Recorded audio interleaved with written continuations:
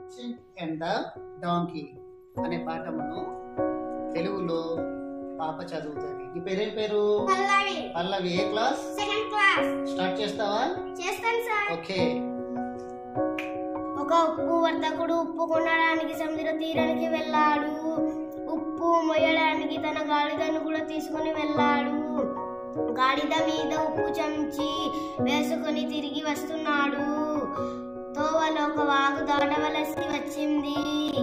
అకస్మాత్తుగా గాడిద వాగులో జారి పడింది. లేచి ఒడ్డుకు వస్తూ చిత్రం నా బరువు తగ్గిందే అనుకుంది గాడిద.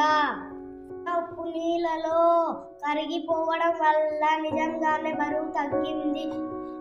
మళ్ళీ ఒక రోజు వ్యాపారి ఉప్పు కొని గాడిద మీద తెస్తున్నాడు. పరీక్షించుకోవాలనుకుంది గాడిద.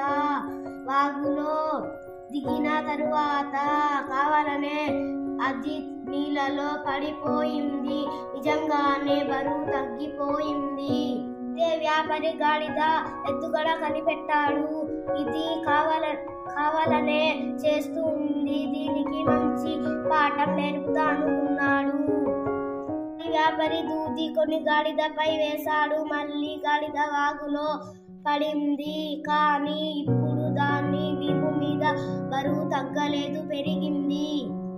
బరువు పెరిగిందేమిటి అనుకుంది గాడిద. యజమాని తనను చూసి నవ్వడం గమనించింది. ఓహో, నాకు భలే గుణపాఠం నేర్పడులే యజమాని అనుకుంటూ ఇంటి వైపు నడిచింది. నీతి ఎత్తుకు పై ఎత్తు వేసే వాళ్ళు ఉంటారు.